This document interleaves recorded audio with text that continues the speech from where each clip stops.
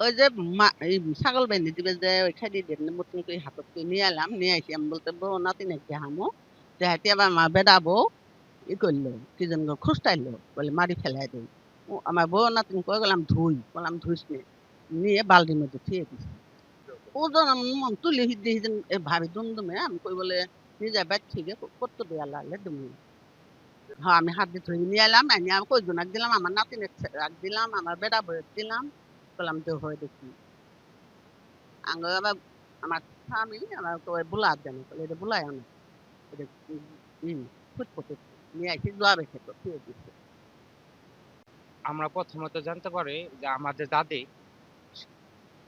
আমাদের দাদি এই দাদি মনে করেন ছাগলের খুঁট গাড়তে গেছে। ছাগল মাঠের মধ্যে ছাগল গাড়তে গেছে আর কি। হ্যাঁ, খাসি।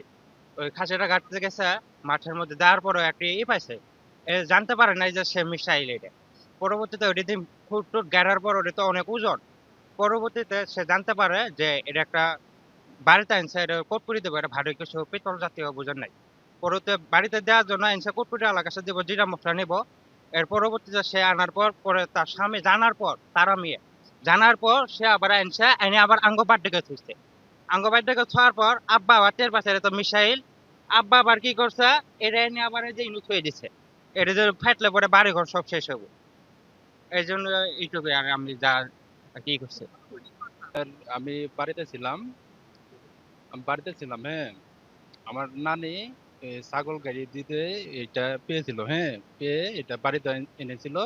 তারপর আমি আসলাম, এসে দেখলাম যে এটা কি। আমি ভাবলাম যে এটা হয়তো বোমা হবে, নাহলে এটা সুইচ বোমা হবে।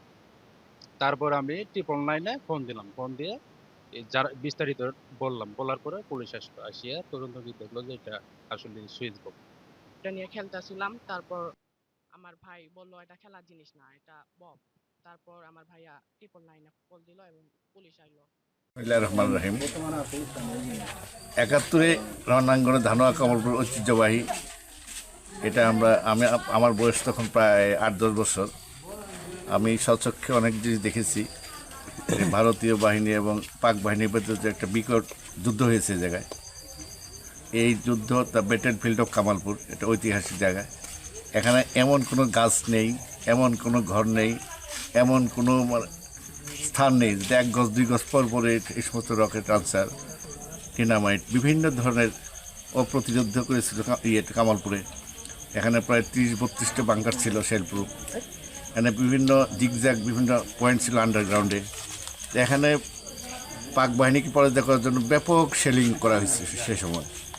এই শেলিংয়ের নিদর্শন স্বরূপ আমরা অতীতে দেখেছি যে আমরা অনেকেই খেলার ছলে না বুঝে অবিস্মৃত এই রকেট লাঞ্চার বিভিন্ন ডিনামাইট বা বিভিন্ন ধরনের বিস্ফোরিত হয়ে একসঙ্গে ৩ ভাই মারা গেছেন। ইভেন আমরা গরু বাছুর দেখছি ঘাস খেতে গিয়ে পিছনের পায়ের অর্ধেক ছিল না, উড়ে গেছে। এরকম ইতিহাস ৭১ পরবর্তী আজ পর্যন্ত দেখতেছি। সেটারই নিদর্শন আমাদের ধারণা ওই সময় ৭১-এর যুদ্ধ পরবর্তীতে বিভিন্ন অরক্ষিত অবস্থায় বিভিন্ন জায়গায় এই সমস্ত থাকতে পারে, বা আজকেও যেটা উদ্ধার হচ্ছে মানে পুকুর খনন করতে গিয়ে এটা তারই একটা অংশ হবে। এটা আমাদের ধারণা থেকে আমরা বলতে পারি এটা সম্ভবত অবিস্ফোরিত। যে কোনো সময় একটা বড় ধরনের প্রাণহানির সংখ্যা থাকে।